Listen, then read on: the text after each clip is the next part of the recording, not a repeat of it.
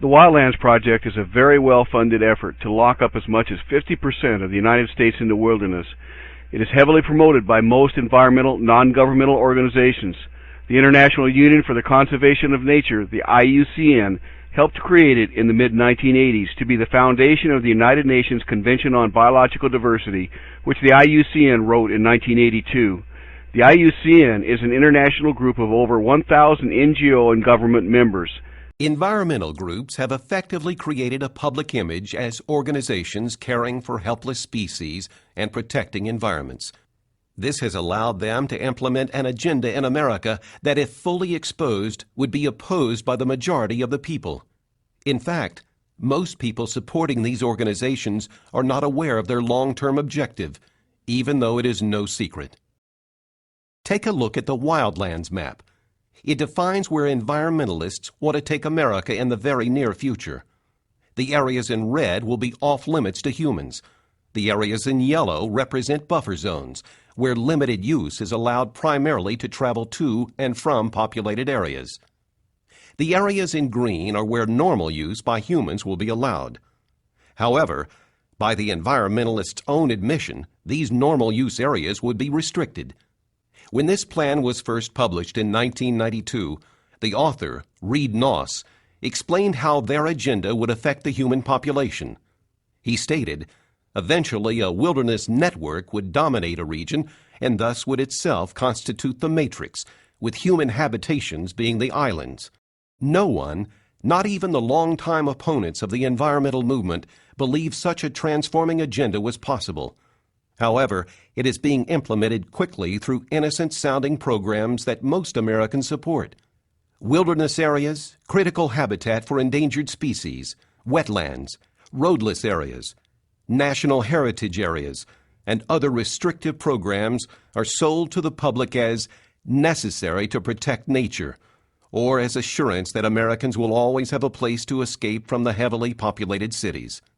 More inventive tools and programs, such as conservation easements, smart growth, open space, and greenlining, are being promoted as a way to control growth.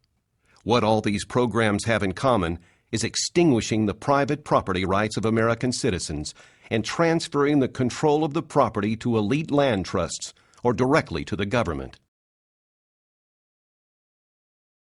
The environmental movement would not be able to implement their agenda without the cooperation of our government at all levels, including state and federal officials and even county commissioners. To help facilitate the environmental goals, the Clinton administration quietly created the Gap Analysis Program, or GAP for short. GAP divides the land into ecosystem regions and identifies the properties not yet under the control of state and federal governments. In other words, private property. These private holdings are then targeted for preservation by government agencies and land trusts through conservation easements, purchase, and condemnation. Although the GAP program has not been completed in all states, the data from this project is already being strategically used to target landowners. Not surprisingly, the areas of protection defined by GAP follow closely along the same boundaries as those shown on the Wildlands map. It is frightening to see how much of America's land has recently been consumed as a result of this agenda.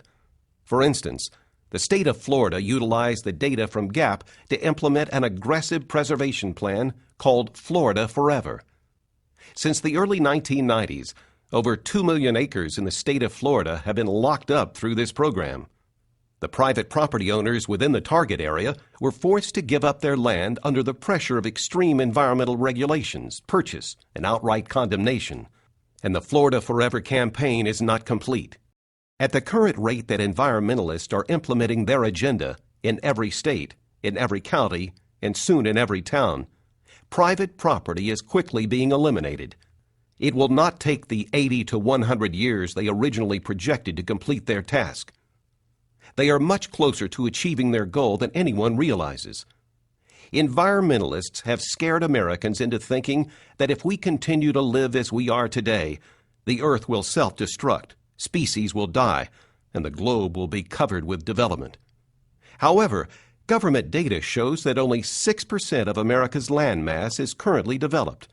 Only 3% of America is classified as urban, Yet 77% of all Americans live in these urban areas. The rest is still largely untouched by humans. The problem is not that our nation is being overdeveloped. The problem is as old as time. It is about who will own the land. Large amounts of the nation's natural resources are still owned by private citizens. America's founders vehemently opposed the concept of government or elitists owning the land in America, which would result in the citizens being leaseholders and serfs. One of the most well-known property rights advocates of our time, Wayne Hage, said it best.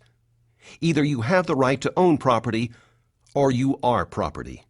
Make no mistake, this battle is not about whether the land will be used, resources extracted, and wealth created, but by whom.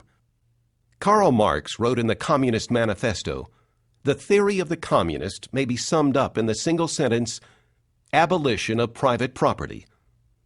America's founding father, John Adams, stated, "Property must be secured or liberty cannot exist." Which course will America take? Hear directly from Dr. Michael Kaufman, the man who first uncovered the Wildlands map and presented it to the U.S. Senate. Kaufman will reveal the details of the environmental agenda and how the government is helping to transfer land ownership in America. He explores each region and explains the tactics they are using in the different areas. You will learn what might be used to target your land. Environmentalists are counting on their agenda never being fully revealed. Taking Liberty is committed to seeing that it is. Their plan must be stopped before all of our liberty is taken.